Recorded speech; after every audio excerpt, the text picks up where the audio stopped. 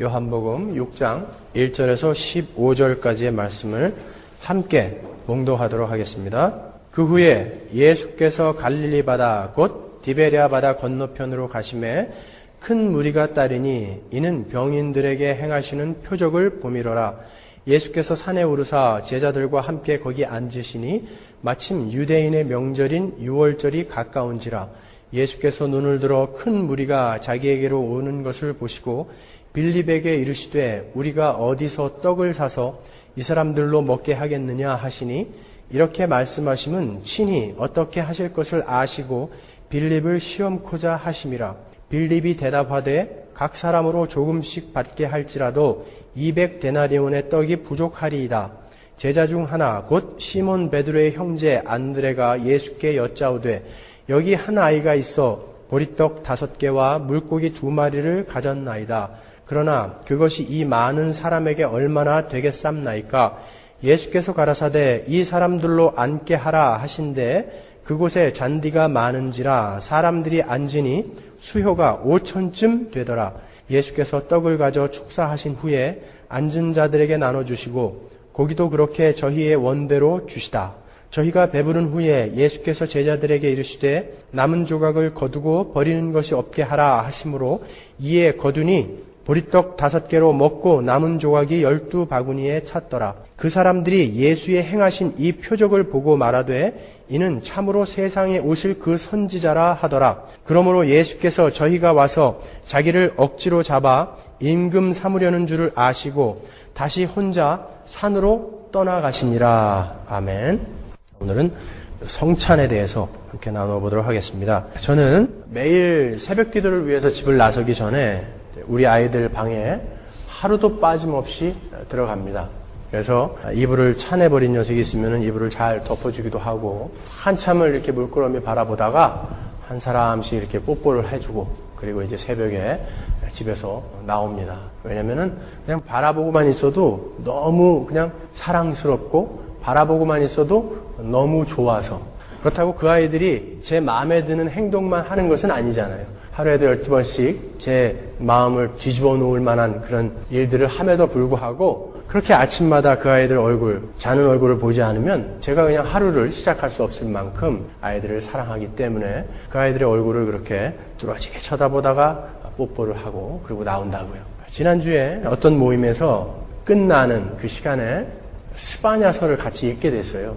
근데 그 스바냐서를 읽으면서 우리 하나님은 내가 우리 아이들을 사랑하는 것과는 비교할 수 없을 만큼 나를 보시면서 그렇게 사랑하시는구나라는 것을 정말 가슴 뭉클하게 깨달았어요.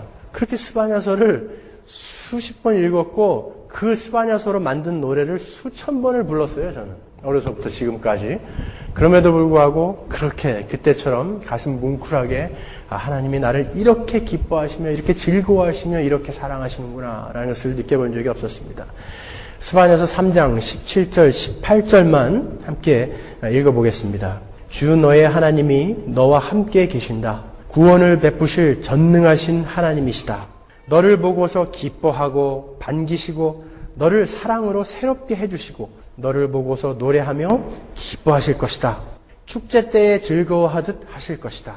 내가 너에게서 두려움과 슬픔을 없애고 내가 다시는 모욕을 받지 않게 하겠다. 이게 바로 우리 하나님의 마음이라고요. 하나님이 우리를 구원해 놓으시고 자녀를 삼아주신 다음에 우리를 바라보시는 눈이 바로 이런 거라는 것이죠. 그냥 보기만 해도 기뻐서 어쩔 줄 모르고 보기만 해도 즐거우신 거예요. 우리를 보면서 노래를 하신다고요. 그게 바로 하나님의 아버님 되심이라고요.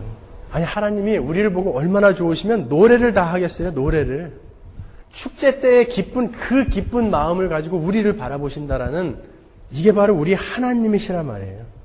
제가 우리 교회가 세워질 때 내심 마음속으로 그런 결심을 했었습니다. 한 5개월 정도는 무엇가 잘못되었고 무엇가 옳은지에 대해서 확실히 우리 교인들에게 알려드려야 되겠다라고 제가 결심을 했었어요. 그래서 5개월 동안 줄곧 부시는 설교를 많이 했습니다. 그렇죠? 그래서 여러분들 이러면 안 됩니다. 이것은 잘못된 것입니다에 대한 것은 이제 충분히 여러분들에게 전달이 된 것 같아요. 그래서 그것을 못 견딘 분들은 이미 이제 많이 다른 곳으로 가셨고 그것을 잘 견디고 남은 분들이 지금 이만큼 남아있는 거예요. 근데 제가 지난주에 어떤 책을 봤냐면 브라이언 채플이라는 분의 책을 읽게 됐어요.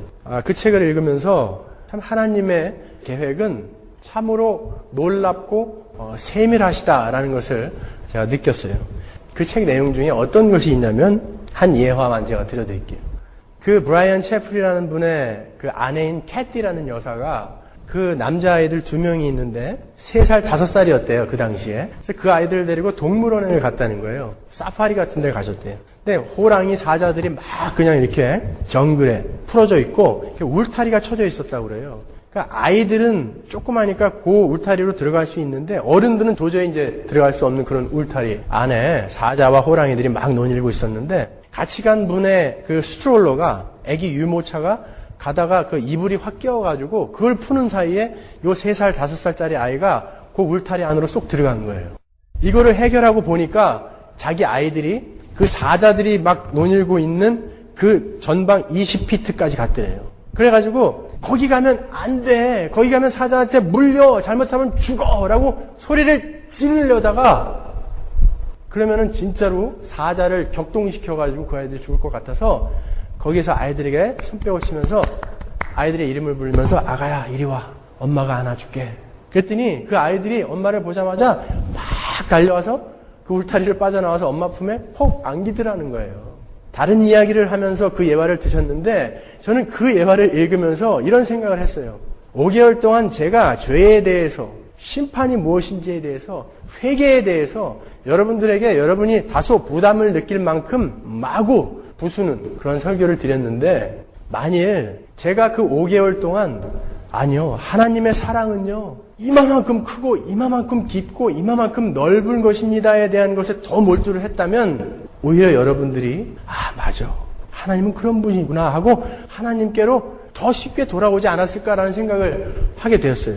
아니요 여러분 거기에 그렇게 계시면 여러분들은 그 악마에게 마귀에게 먹힙니다. 그러니까 거기 계시면 안 돼요. 이거보다는 하나님은 이런 분이십니다. 아가야 이리 와 내 품에 안겨라. 내가 아무리 그렇게 잘못을 하고 그 마귀의 입에 확 먹힐 만한 그런 자리에 가 있었다 할지라도 하나님은 나를 향해서 손을 벌리면서 아가야 내 품으로 오너라 라는 그 하나님이다라는 것을 더 중점을 두고 말씀을 드렸다면 여러분들에게 더 강하게 터치가 되지 않았을까라는 그 생각이 들더라고요. 문득. 그러고서 달력을 보니까 딱 5개월이에요. 우리가 교회가 개척한 지.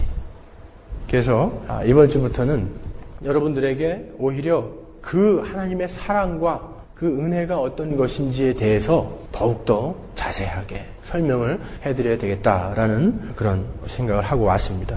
오늘 우리가 성찬에 관해서 같이 공부할 텐데 바로 이 성찬에 그러한 하나님의 사랑이 듬뿍 담겨 있는 거예요. 여러분 우리는 매달 성찬식을 거행하고 있고 또 오늘 설교를 마친 후에도 우리는 성찬을 들게 될 것입니다. 여러분은 정말 그 성찬의 의미를 잘 알고 드시는 것입니까? 아니면은 그냥 매달 남들이 먹으니까 나도 따라서 먹는다 하고 그렇게 드시는 것은 아닙니까? 여러분 우리는 성찬을 굉장히 중요하게 여깁니다. 그래서 성경 말씀은 눈에 보이지 않는 복음이지만 성찬은 눈에 보이고 만질 수 있는 복음이다 라고까지 이야기할 정도로 이 성찬에는 어마어마한 의미가 담겨져 있다고요. 이 성경 말씀과 대등한 비중을 두고 있는 게 바로 이 성찬이란 말이에요. 그만큼 중요한 거예요. 그런데 우리가 이 성찬에 대해서 과연 얼마만큼 이해를 하고 있는가? 성찬은 왜 그렇게 중요할까요? 캐톨릭에서 이야기하는 것처럼 사제가 이 떡과 포도주를 들고 축성 기도를 하면 이것이 진짜로 예수 그리스도의 살과 피로 변하기 때문에 그럴까요? 캐톨릭에서는 미사 중에 사제가 빵과 포도주를 들고 축성 기도를 하면 그 빵과 포도주가 실제적이며 문자적으로 예수 그리스도의 살과 피로 초자연적으로 바뀐다라고 이야기한다고요. 여러분 그게 사실일 것 같으세요? 카톨릭 교리문답서 제2편에 보면 트렌트 공의회는 다음과 같이 카톨릭 신앙을 요약하여 선포한다. 우리는 구세주 그리스도께서 빵의 형상으로 내어주시는 것은 참으로 당신의 몸이라고 말씀하셨기 때문에 교회는 항상 이러한 확신을 지녀왔으며 공의회는 이를 다시금 선포하는 바이다. 포도주의 실체 전체가 그리스도의 피의 실체로 변화한다. 가톨릭 교회는 이러한 변화를 적절하고도 정확하게 실체 변화라고 불러왔다. 이렇게 이야기하고 있어요. 역시 교리문답 2편 1333항에 보면은 성찬례 거행의 중심인 빵과 포도주는 그리스도의 말씀과 성령 청원 기도를 통해 그리스도의 몸과 피로 변화된다. 그러면 어느 순간에 변화되는 거예요, 그게. 사제가 축성 기도를 했습니다. 떡과 포도주를 들고. 그 직후에 바로 살과 피로 변화된다면 우리가 받아 먹다가 잘못해가지고 흘렸어요. 그럼 어떻게 되는 거예요, 그거? 예수님의 살을 흘렸어요, 땅에 감히. 포도주를 받아 마시다가 사례가 들려가지고 뱉었어요. 땅에다가 예수님의 피를 그냥 뱉어버린 거죠. 아니면 입에 들어가는 순간 살과 피로 변한다 그러면 씹을 때 무슨 살맛이 좀 나야 될 거 아니에요. 여전히 맛없는 빵이에요, 그거는. 뱃속에 들어가서 소화될 때 살과 피로 된다? 아무리 생각해봐도 백보 양보를 한다 할지라도 그것은 좀 억지 같습니다. 그렇죠? 성찬을 과연 어떤 것이길래 이렇게 중요하다라고 이야기하는지 성경에서만 찾아보자고요. 그러면 자, 성찬은 골고다 십자가에서의 예수 그리스도의 피로 말미암아 우리에게 새 생명이 주어진 것을 기념하는 것, 즉 그분의 살과 피, 그분의 모든 것이 우리에게 주어짐으로 해서 우리의 죄의 대가로 치러짐으로 해서 우리가 새 생명을 얻은 것을 기념하는 것이 바로 성찬이라고요. 그게 복음이고 그 내용이 성경 전체에 기록되어 있는 거예요. 창세기부터 계시록까지 전체의 내용이 바로 예수 그리스도로 말미암아 우리에게 주어지는 구원의 내용이 성경이잖아요. 그러니까 우리가 그 성경 내용을 이해하고 복음을 이해하는 자는 이 성찬을 대할 때 그 복음이 머릿속에 딱 떠오르게 되는 거라고요. 그렇기 때문에 성찬은 눈에 보이고 만질 수 있는 복음이다라고 이야기를 하는 거란 말입니다. 고린도전서 11장 23절에 보시면요. 내가 너희에게 전한 것은 주께 받은 것이니 곧 주 예수께서 잡히시던 밤에 떡을 가지사 축사하시고 떼어 가라사대 이것은 너희를 위하는 내 몸이니 이것을 행하여 나를 기념하라 하시고 식후에 또한 이와 같이 잔을 가지시고 가라사대 이 잔은 내 피로 세운 새 언약이니 이것을 행하여 마실 때마다 나를 기념하라 하셨으니 성찬은 이런 것이니 너희들은 이렇게 해라 라고 예수님이 이야기하신 것을 사도 바울이 지금 우리에게 고린도 교회에게 이야기하고 있는 거예요. 이 떡과 포도주를 마실 때마다 골고다에서 너희를 위해서 흘린 내 피와 내 찢긴 내 살을 생각하며 기념하라. 그리고 너희들은 그렇기 때문에 나는 안전하구나 라는 것을 확인하는 시간을 가지라는 거예요. 그것이 바로 성찬의 의미인 것입니다. 누가복음 22장 19절에 보시면 또 떡을 가져 사례하시고 떼어 저희에게 주시며 가라사대 이것은 너희를 위하여 주는 내 몸이라 너희가 이를 행하여 나를 기념하라 하시고 최후의 만찬 때 그 떡과 포도주를 제자들에게 떼어서 주시면서 하신 말씀이라고요. 이것을 먹을 때마다 이것을 마실 때마다 나를 기념하라. 골고다에서 죽을 나를 기념하라. 그 이야기란 말이에요. 이렇게 성찬은 갈보리에서 하나님의 교회에 부어진 그 선물을 기억하라는 것이지 성찬을 먹을 때마다 예수님의 피와 살이 우리 안에 차곡차곡 쌓여서 우리가 구원을 받게 되는 그런 것은 아니라는 것입니다, 여러분.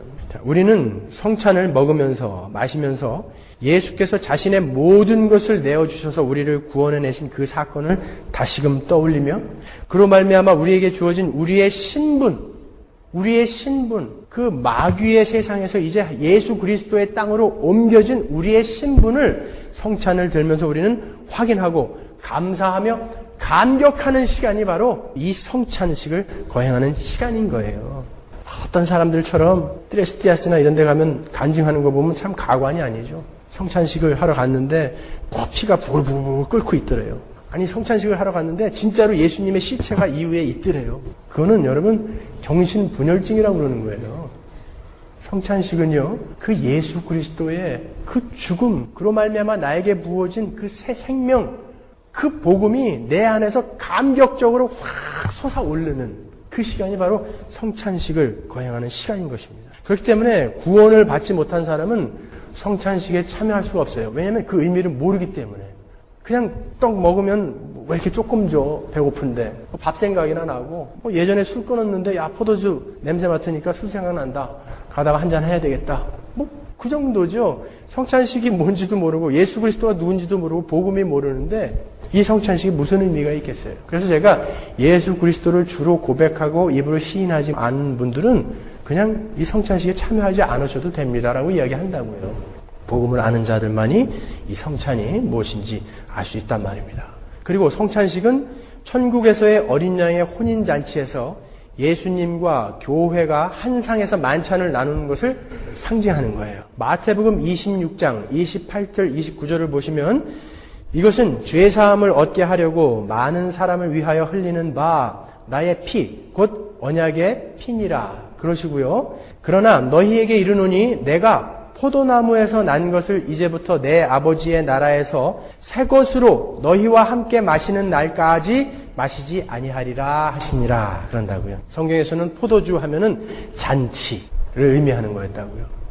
그래서 잔치에 포도주가 떨어진 것, 그것을 우리가 가나의 혼인잔치에서 살펴봤죠. 잔치가 잔치다워지기 위해서는 예수 그리스도의 보혈인 그 포도주가 필요하다. 그렇기 때문에 그 물을 포도주로 예수께서 바꾸시는 그 모습을 제가 설명을 해드렸어요. 이 이야기는 예수께서 지금 피를 흘려서 너희들을 이제 구원해 내시고 반드시 가나안까지 데리고 갈 것인데 그때까지 예수님이 그 잔치에 참여하지 않으시고 너희들이 올 때까지 저 새하늘과 새 땅에서 너희와 함께 그 새하늘과 새 땅에서 어린 양의 혼인잔치가 치러질 그날까지 나는 너희들과 함께 고난에 동참할 것이다라고 이야기하시는 거예요.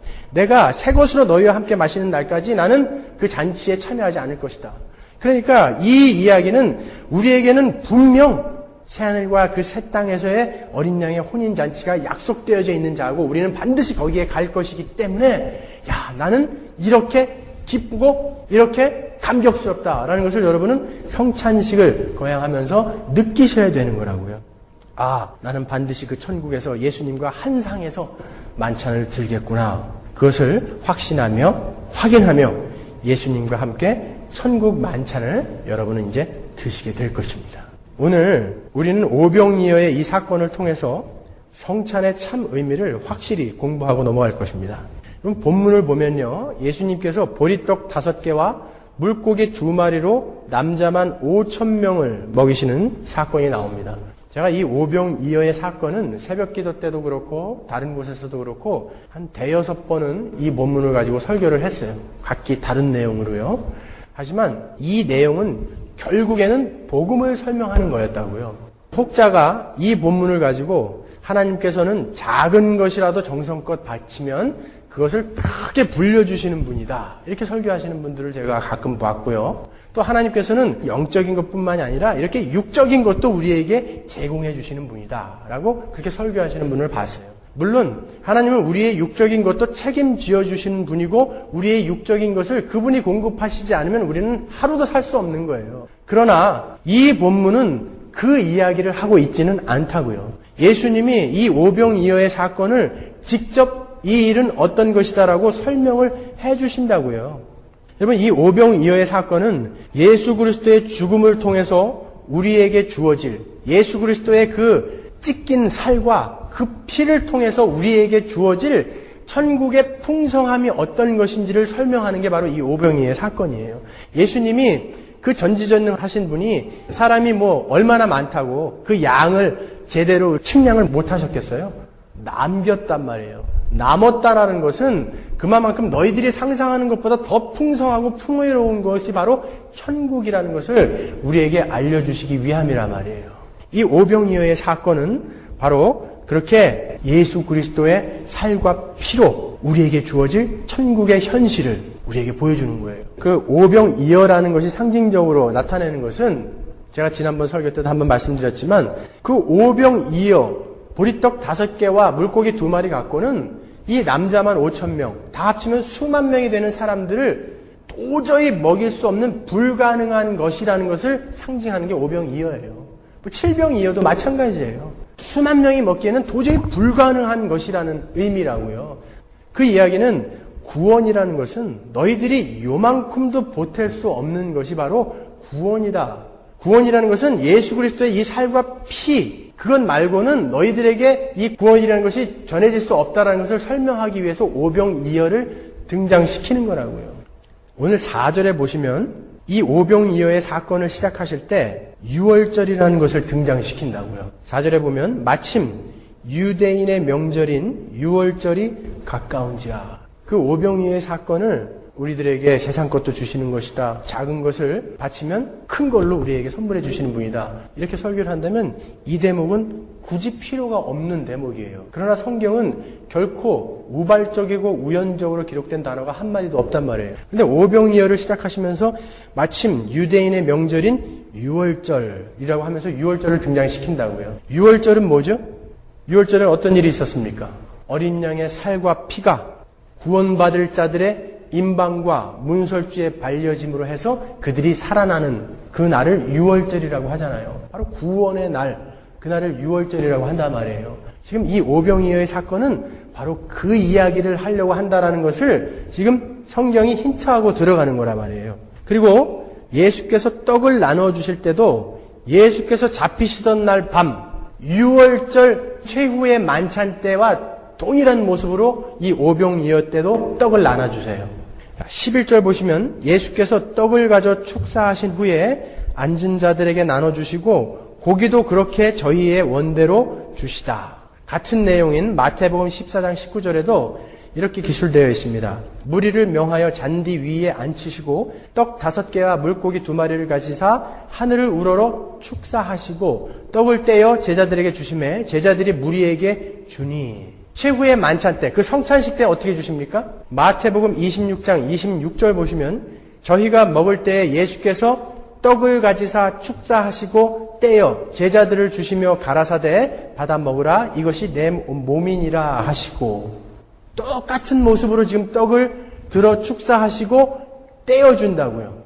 이 오병이어의 사건은 바로 이 최후의 만찬을 프리뷰하고 있는 거예요. 요한복음에는 유일하게 이 최후의 만찬의 사건이 기록되어 있지 않아요. 다른 3가지 복음서에는, 공관복음서에는 아주 자세하게 기록이 되어 있는데 유독 요한복음에는 최후의 만찬이 기록되어 있지 않아요. 바로 이 오병이어의 사건이 이 최후의 만찬을 프리뷰하고 있다고요. 오병이어의 사건을 예수님께서 직접 설명을 해주시는데 그 오병이어의 기적 다음날 가버나움에서 예수님을 따라왔던 무리들에게 오병이어의 사건은 이것이었다라고 예수님이 직접 설명해 주세요. 요한복음 6장 26절, 27절 보시면 예수께서 대답하여 가라사대 내가 진실로 진실로 너희에게 이르노니 너희가 오병이어를 보고 나를 찾는 것은 표적을 본 까닭이 아니고 떡을 먹고 배부른 까닭이로다. 썩는 양식을 위하여 일하지 말고 영생하도록 있는 양식을 위하여 하라. 지금 여기에서만 우리가 알 수 있는 게 뭡니까? 예수님은 이 땅의 것을 위해서 오신 분이 아니란 거예요. 너희들은 지금 떡을 그렇게 풍성하게 먹여줬더니 고기를 배불리 먹여줬더니 지금 나를 왕으로 삼으려고 했기 때문에 내가 도망간 것이다. 그런데 너희들이 지금 나를 찾아서 이 가버나움까지 온 것은 너희들이 배불렀기 때문에 온 것인데 그거 아니다라고 이야기하시잖아요. 그리고 요한복음 6장 보면은 마지막에 어떤 일이 일어납니까? 예수님이 이렇게 하니까 따르던 많은 제자들이 물러가고 다시는 예수를 쫓지 않더라 그런단 말이에요. 교회 안에서도 그런 사람들이 많아요. 예수님을 그런 것이나 주시는 분으로 생각하는 분들이 여러분 예수님은 그런 것 주시러 오신 분 아닙니다. 우리에게 영원한 생명을 주시러 오신 분입니다라고 이야기하면 떠나고 다시 안 와요. 똑같아요. 근데 예수님이 이렇게 말씀하시는데 어떻게 해요? 그리고 계속해서 32절 35절 보면요. 예수께서 이르시되 내가 진실로 진실로 너희에게 이르노니 하늘에서 내린 떡은 모세가 준 것이 아니라 오직 내 아버지가 하늘에서 내린 참떡을 너희에게 주시나니 하나님의 떡은 하늘에서 내려 세상에게 생명을 주는 것이니라. 저희가 가로되 주여 이 떡을 항상 우리에게 주소서. 예수께서 가라사대 내가 곧 생명의 떡이니 내게 오는 자는 결코 줄이지 아니할 터이요 나를 믿는 자는 영원히 목마르지 아니하리라. 예수님이 지금 오병이어는 무엇 설명하고 있다라고 이야기하는 것입니까? 바로 그 오병이어는 바로 나를 설명하기 위한 것이었다. 내가 너희들에게 나를 주지 않으면 너희들은 나를 먹지 않으면 너희들은 큰일 난다. 그렇기 때문에 내가 나를 너희들에게 주기 위해서 나의 모든 것을 내 생명까지도 너희들에게 주기 위해서 내 살과 피를 모두 너희에게 주어서 너희를 살리기 위해서 그리고 너희들이 상상할 수도 없는 풍요로운 그 천국을 너희들에게 선물로 주시기 위해서 이 땅에 온 곳이다라는 것을 설명하는 것이 오병이어의 사건이다라고 예수님이 설명하시는 거란 말이에요. 오병이어의 사건은 이렇게 바로 예수 그리스도, 그분을 설명하는 거예요. 작은 것을 바치면 큰 걸로 준다. 저도 그렇게 말씀드리고 싶어요. 그러니까 여러분 헌금 열심히 하십시오. 그러면 여러분들에게 몇 배로 불려주실 것입니다. 얘기하는 사람도 좋고 듣는 사람도 기분 좋고, 그건 투자죠. 투자. 신앙 고백이 아니라고요. 그럼 이렇게 오병이어의 사건이 가리키는 것이 성만찬이다, 성찬이다 라고 하면 오늘 본문을 보면서 여러분 조금 이따 이제 성찬을 드셔야 될 텐데 어떤 자세로 성찬을 들어야 하는지 오병이어의 그 본문을 가지고 한번 몇 가지만 살펴보자고요. 본문 1절에 보면요. 그 후에 예수께서 갈릴리 바다 곧 디베레아 바다 건너편으로 가시매라는 그런 구절이 있어요. 굳이 바다 건너편으로 가셔서 그 오병이어의 기적이 일어났다는 것을 기록하고 있어요. 성경에서 바다는 무엇을 상징한다고 했습니까? 세상, 죄, 어두움, 그런 걸 상징한다고 그랬죠. 그리고 그렇기 때문에 계시록에서 새하늘과 새 땅에서는 다시 바다가 없겠고라는 말이 굳이 표현이 되어 있는 거예요. 거기다가 굳이 여기하고 요한복음 21장에만 그 바다를 디베리아 바다라고 표기를 하고 있다고요. 디베리아는 당시 로마 황제였던 티베리우스의 이름이에요. 그 디베리아 바다, 세상 권세를 잡은 자의 상징이죠. 그래서 디베리아 바다 하면 세상을 상징하는 거예요. 세상. 예수님이 굳이 자기의 백성들을 데리고 풀밭에 앉히시고 디베리아 바다를 건너서 그들에게 살과 피를, 하늘의 만나를, 자기의 몸을 주셨다라고 설명을 하는 것은 성찬을 드실 자격이 있는 자들은, 그리고 성찬을 먹을 자격이 있는 그리스도인이라고 주장하는 자들은 바로 이렇게 세상과는 떨어진 자들이라는 거예요. 세상을 이미 건너온 자들이라는 거예요. 여러분은 이미 세상에서 건진 내어짐을 받은 자다라는 것을 설명하는 게 바로 디베리아 바다를 건넜다라는 표현이란 말이에요. 요한복음 21장의 그 디베리아 바다, 예수님의 부활을 보고도 고기 잡으러 간 제자들을 설명할 때 디베리아 바다라고 이야기한다고요. 세상으로 돌아갔어요. 예수님의 부활을 보고도. 그래서 갈릴리 바다를 요 두 군데에서만 디베리아 바다라고 이렇게 이야기한단 말이에요. 디베리아 바다를 건너서 어디로 가셨다고요? 산으로 올라가셨다 그래요. 성경에서 산은 뭘 상징한다고 그랬습니까? 시내산, 시온산, 호렙산, 모리아산, 다 무슨 일이 일어났던 곳이에요? 하나님의 영광이 나타났던 곳. 세상을 건너 하나님의 영광을 우리는 직접 대면하여 그 하나님과 이야기를, 커뮤니케이션을 할 수 있는 자가 된 자들이 성찬을 먹는 거예요. 그 영광의 보좌 우편에 앉아 계신 예수께서 지금 이 시간에 우리에게 떡과 포도주, 자기의 살과 피를 지금 이 시간에도 우리에게 먹여주고 계시다고요. 여러분, 세상을 건너서 영광스러운 하나님과의 관계가 회복되어서 하늘나라의 시민이 된 자들만이 누릴 수 있는 엄청난 특권이 바로 이 성찬인 것입니다. 그리고 10절에 보면 잔디가 많았다라고 이야기하고 있어요. 그곳에 잔디가 많았다. 그리고 같은 내용인 마가복음 6장 39절에도 제자들을 명하사 그 모든 사람으로 때를 지어 푸른 잔디 위에 앉게 하시니 라고 이야기한다고요. 그럼 푸른 잔디 하면 생각나는 것이 뭡니까? 목자와 양이잖아요. 목자와 양. 예수님께서 자신을 표현하실 때 나는 선한 목자다 이렇게 표현을 하시죠. 나는 선한 목자다. 내가 너희를 먹이고 있다라는 거예요. 그리고 시편 78편 52절에 보면 그 출애굽 광야의 생활을 이렇게 표현합니다. 출애굽 광야의 생활은, 광야는 뭐라고 그랬죠? 광야의 생활은 우리의 인생, 교회의 인생, 그것을 광야 생활이라고 이야기했잖아요. 그 시편 78편은 그 광야의 생활, 우리의 이 인생을 어떻게 표현하냐면 자기 백성을 양같이 인도하여 내시고 광야에서 양떼같이 지도하셨다 그래요. 예수님은 지금도 우리를 그 양처럼, 자기의 양떼처럼 지도하고 끌고 가고 계시는 거예요. 그러니까 성찬을 먹는 자들은요, 어린 양의 희생으로 살아난 자들, 어린 양의 살과 피로 인해서 살아난 자들이 바다를 건너서, 세상을 건너서, 광야를 지나서, 우리의 인생을 지나서 가나안에 이르게 되는데, 그 바다를 건넌 이 광야, 이제 세상에서 탈출해난, 출세상한 여러분들이 사는 이 삶 속에서도 예수님은 끊임없이 우리를 지금 먹이고 입히고 계시다는 거예요. 그런데 이런 질문 들지 않습니까? 예수님이 먹이고 입히시는데 나는 왜 이렇게 늘 부족한가? 나는 왜 이렇게 불만이 많은가? 그렇게 생각하시는 분 혹시 계시지 않습니까? 여러분, 예수께서 광야에서 만나로 그들에게 계속 먹이셨어요. 그 만나는 예수 그리스도의 살과 피를 상징하는 거라고 그랬죠. 이미 유월절 때 예수 그리스도는 어린 양으로 상징되어져서 잡혀 죽었어요. 잡혀 죽고 세상을 건너서 여러분이 지금 이제 인생을 살아가는 그 과정에서도 예수님은 계속해서 살과 피로 여러분을 끌고 가시는 거예요. 그게 바로 구원의 과거, 현재, 미래의 시제라는 거예요. 여러분의 그 성화의 과정도 구원의 여정이기 때문에 계속해서 예수님은 살과 피로 여러분을 끌고 가실 수밖에 없다고요. 여러분의 삶에는 그 예수님의 살과 피가 계속 적용이 되어져 간다고요. 제가 수요일쯤에 그 성화와 거룩에 대해서 다시 한번 설교를 할 거예요. 다시 한번 여러분께 정리를 해드릴 거라고요. 여러분이 구원을 받고 나서 하나님은 절대 타자로 저 하늘에서 그냥 팔짱 끼고 이렇게 계시는 분이 아니라고요. 우리의 삶 속에서 우리와 함께 내가 그 새하늘과 새 땅에서 너희들과 그 잔치하기 전에 그 전까지는 너희와 함께 이 땅에서 고난을 받고 그 십자가를 지고 함께 갈 것이다. 다시는 내가 그 새하늘과 새 땅에서 새 것으로 먹기 전까지는 포도소산을 먹지 아니하리라라고 말씀해 주셨잖아요.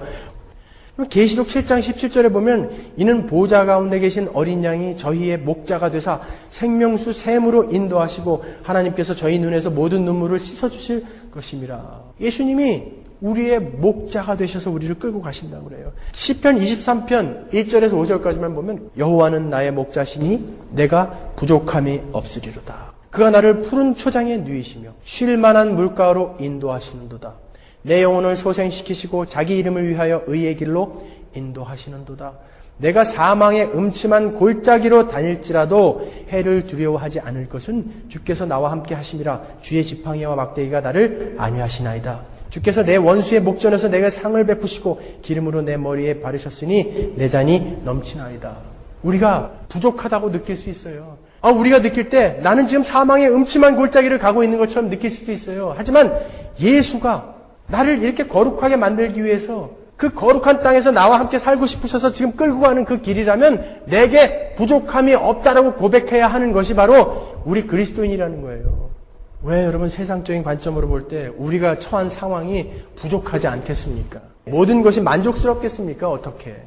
그러나 우리가 이 세상적인 관점으로 보지 않고 하나님이 도대체 우리에게 무엇을 선물해 주시기 위해서 예수를 이 땅에 보내셨다는 것을 안다면 여러분은 만족하실 수밖에 없는 거예요. 여러분 예전에 KBS 다큐멘터리에서 이런 것이 있었어요.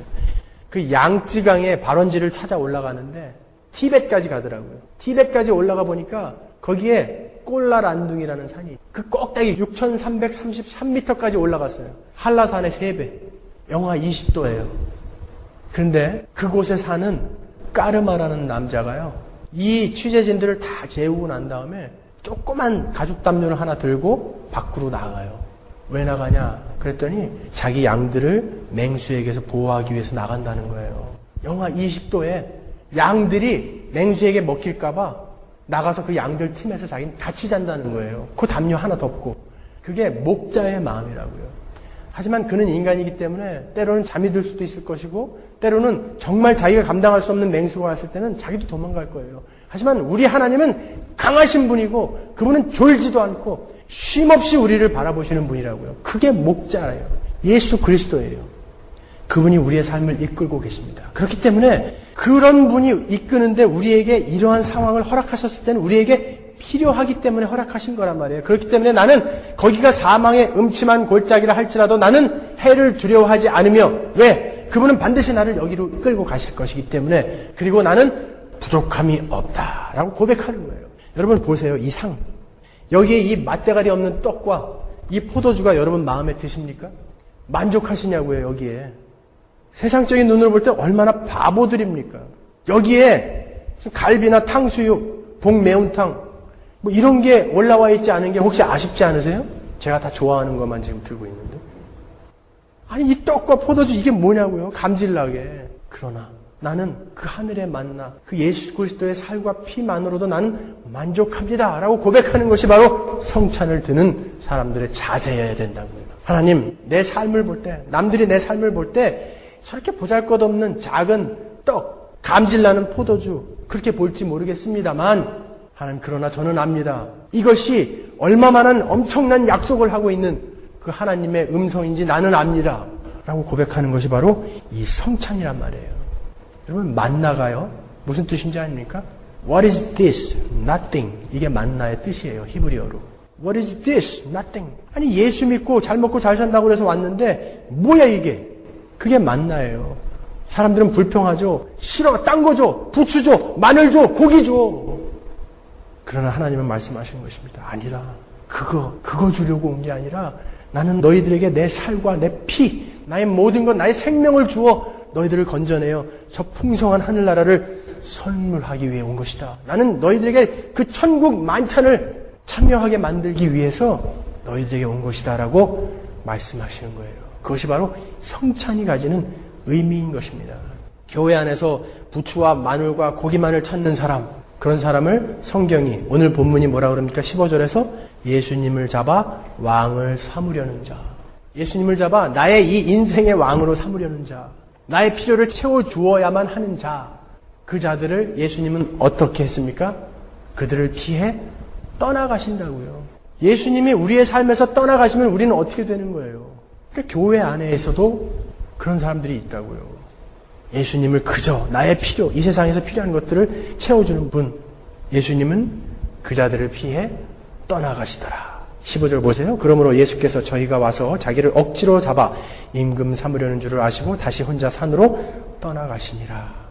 여러분, 사람들이 왜 예수를 못 박아 죽였습니까? 우리가 원하는 것, 정치적인 메시아, 경제적인 메시아 원했는데 나는 그런 거 해주러 온 사람 아니다라고 이야기하니까 못 박아 죽였잖아요. 그러면 예수님을 붙잡아 왕으로 삼으려는 자들, 교회 안에서 예수님 나의 왕이 되어주셔서 나의 필요한 것을 채워주십시오. 이 자들과 예수님을 못 박아 죽인 자들과 똑같은 사람들 아닙니까? 그러니까 예배당 안에 앉아서 예수님을 못 박아 죽이는 사람들이 오늘날에도 있다는 것입니다. 동일한 사람들 아니에요.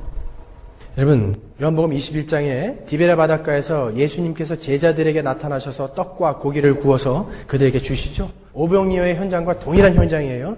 디베랴 바다를 건너 떡과 고기를 제자들에게 나눠주신 오병이어. 디베랴 바닷가에서 떡과 고기를 화롯불에다가 구워서 제자들에게 나눠주신다고요.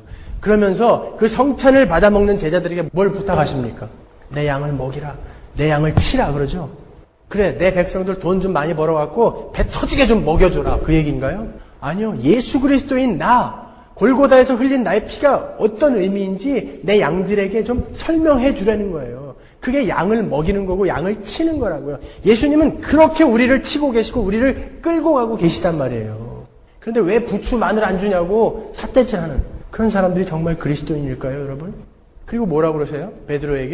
베드로에게만 하신 말씀이 아니라 우리 교회에게 하시는 말씀이에요. 하나님의 백성들에게 하시는 말씀이라고요. 여태까지는 네가 네 마음대로 네 머리에 띠띠고 네가 가고 싶은 곳으로 갔지만 이제 성령께서 이끄시는 대로 너는 가야만 한다는 거예요. 거기가 사망의 음침한 골짜기든 거기가 푸른 초장이든 쉴만한 물가든 내가 이끄는 곳으로만 가라. 왜? 나는 너를 이 새하늘과 새 땅에 데려가기 위해서 이런 과정이 필요하기 때문에 거기에 느는 거니까 너는 내가 이끄는 대로만 쫓아와야 하는 것이 바로 그리스도인 성찬을 받아먹는 자의 그런 자세인 것입니다. 진실로 진실로 내게 이르노니 젊어서는 네가 스스로 띠띠고 원하는 곳으로 다닐 거니와 늙어서는 네 팔을 벌리리니 십자가를 지는 삶을 살아야 하는 거예요. 우리가 원하는 삶이 아닌 하나님이 원하는 그 삶을 살아내야 하는 것이 바로 우리라고요. 십자가를 지고 나를 부인하며 하나님이 원하는 곳으로 쫓아가는 자들, 그들이 성찬을 바르게 받아먹는 자들인 것입니다. 정리를 하면요, 우리가 성찬을 먹는다는 것은 나는 예수 그리스도의 그 살과 피, 그분의 죽음으로 말미암아 구원을 받은 자입니다라는 고백을 하는 것이고요. 세상적인 관점으로 볼 때는 보잘것없고 작고 초라해 보이지만 이 예수 그리스도의 피와 이 살은 천국에서의 예수님과의 잔치를 확실하게 약속하는 것임을 확인하는 그러한 시간이 바로 이 성찬이며, 그리고 그 일은 반드시 이루어질 것이기 때문에 여러분은 지금 천국에서 예수 그리스도와 만찬을 누리고 있는 것입니다. 그것이 바로 우리 그리스도인의 실존이라고요. 여러분은 디베랴 바다를 건너신 분들이에요. 그리고 지금 이 인생 동안에도 예수 그리스도 목자이신 그 예수 그리스도에 의해서 양떼로서 이렇게 보호를 받고 있는 분들이라고요. 예수 그리스도가 보호하시는 그 길에 무엇가 부족하십니까? 하나님은 나의 목자시니 내게 부족함이 없다라는 것을 고백하는 시간이 바로 이 성찬 시간이에요. 아시겠습니까? 이제 여러분이 성찬을 드시게 될 텐데 주님, 맞습니다. 나는 주님 한 분만으로 만족합니다. 맞습니다. 그리고 결국 그날은 내 삶에 찾아올 것입니다. 그 천국에서 주님과 한 상에서 만찬을 나눌 그날은 분명히 확실하게 속히 곧 내 삶에 닥칠 것입니다. 라는 것을 감격스러운 마음으로 고백하는 것이 바로 이 성찬 시간이에요.